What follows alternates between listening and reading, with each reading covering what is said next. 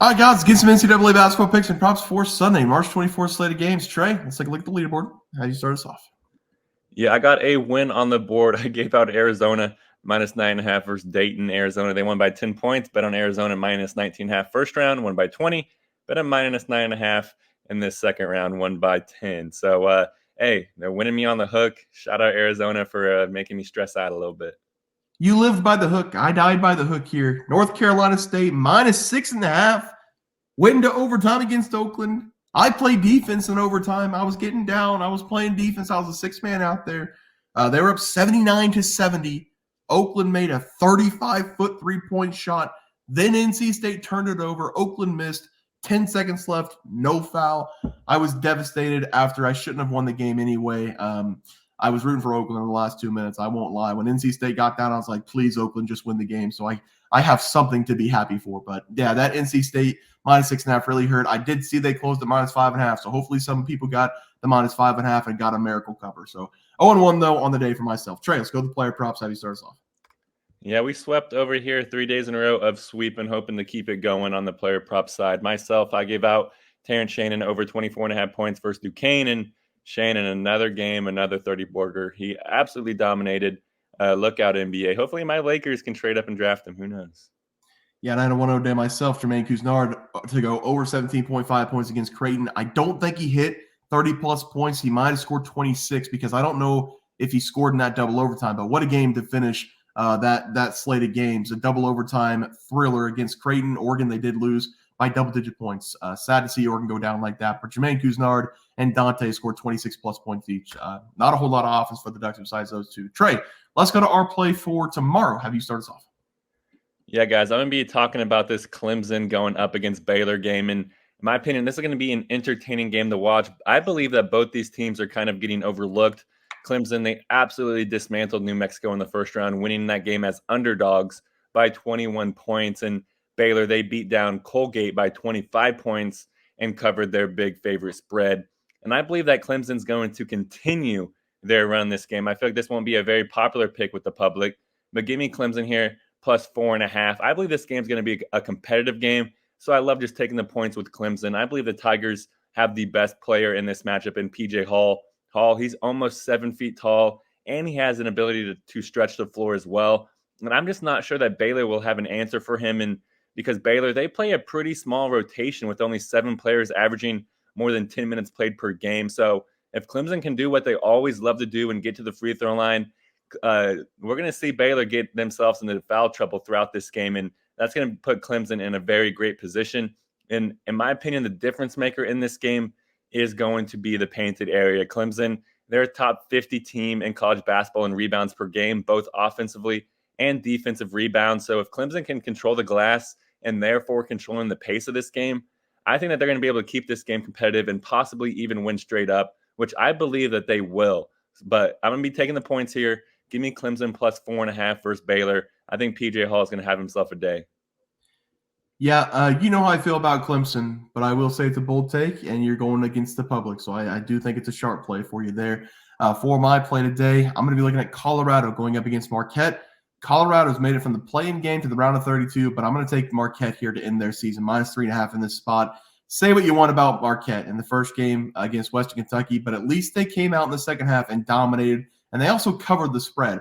Things didn't look great for them in the first half, but they needed a wake-up call, and they answered it, coming out and pouring on points against Western Kentucky in the second half. Whenever Marquette is healthy, they are one of the most dangerous teams in the country, having an elite offense and an elite defense on the other side. In the regular season, they were scoring close to 80 points per game and allowing under 70 points per game while having top 30 marks in the country in assists per game and assist-to-turnover rate. This is a dangerous team, and they have superstars all over the floor with Tyler Collect back alongside Cam Jones. Colorado's played their way in the NCAA tournament and did do a chance for the Sweet 16. However, I think they're going to come up short in this one because they really haven't played a team like Marquette all season long.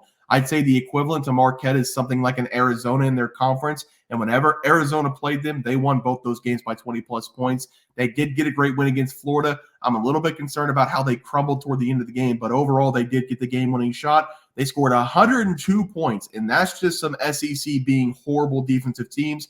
I don't think Colorado's going to sniff 80 points in this game against Marquette. I'm going to take the Golden Eagles to get the job done, minus 3.5 and advance. Trey, let's go to the player props. Have you start us off? Yeah, guys, I'm going to go with Kyle Filipowski here, and I'm going to take him to go over 8.5 rebounds versus James Madison. I really love this over for Filipowski in this game. If he does not finish this game with a double double, I honestly think Duke will lose this game straight up. And I believe that because Filipowski, he's going to have a massive size advantage throughout this game. James Madison, they simply do not have anybody of size to note that they can throw at Kyle to slow him down. Their biggest guy that plays minutes is 6'8". Second biggest guy is 6'7". And I believe that we're going to see Filipowski grab a ton of rebounds throughout this one because that's what we've seen him do in high state games, just like this one in his lone game in the ACC conference tournament in his last game in March Madness. Filipowski, he's averaging 13 rebounds per game and grabbed double-digit rebounds in both those games. I just have to expect something similar here in this one. I want to throw in his PRs, but I've heard in the past you guys enjoy non-combo plays, so I just settled for what I think he's going to smash in his rebounds. We should see Filipowski fly over this number, or that means Duke's in trouble. Give me Kyle Filipowski to go over 8.5 rebounds versus James Madison. Yeah, Trey, I like it there. For my player prop today, it's going to be Tyon Grant Foster to go over his total points going up against Alabama. I talked a little bit about that SEC defense, and this has to be the worst defense in the nation, not just in the SEC and the Alabama Crimson Tide. They surprisingly only allowed 96 points to Charleston. They scored 109 points themselves. They covered the spread. That means that Alabama has allowed 80-plus points in 8 consecutive games and over 88 points in 7 out of the last 8 games. Grant Foster from Grand Canyon is one of the best scoring guards in the country. And Trey, he's out of the great city of Kansas City. He went from the top of the top, and he found a home here at Grand Canyon. He played for Kansas. He went to DePaul. He had to deal with some injuries. He had to deal with some personal stuff, and he's found a home now. He's scoring 19.8 points per game. He's shooting 45% from the field, and he's had 22-plus points in 3 consecutive games. And I think it was even more impressive in his last game going up against St. Mary's.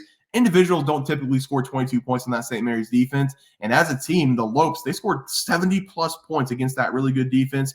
Grand Canyon, they're no joke. They can score 70-plus points against one of the best defensive teams in the country. They should have no problem in this game scoring triple digits against Alabama. I'm going to take their best player, Grant Foster, to go over his total points as the play here. Trey, let's go to the graphic. Have you start us off?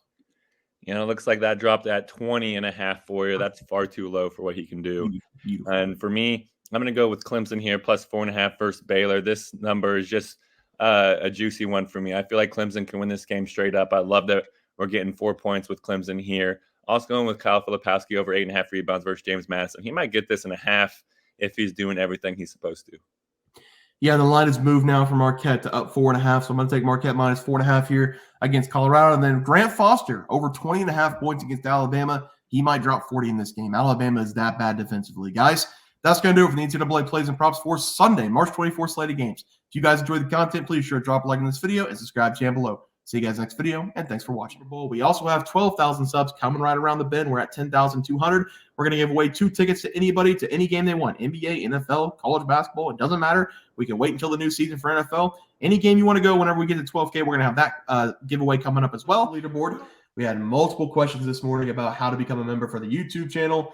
Let's do that really quick tutorial. You're going to go to youtube.com. You're going to go to Bears Profit Plays. You're going to search it in. You're going to hit our thing. There's a join button right just to the right of subscribe. You're going to click that. There's 2 options. You have the Bear Pack for $4.99. That gives you access to YouTube member plays.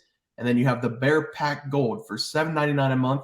That gives you access to our member plays on YouTube. And it gives you a 1-month membership to our website, bearsprofitplays.com. So if you get the Bear Pack Gold, you save yourself $2 a month, a little bit cheaper if you want to do that. But that is the tutorial for anybody that needed it. We had multiple questions today through email about how to do it, and it wasn't working. But if you want to know, there it is right there. Trey,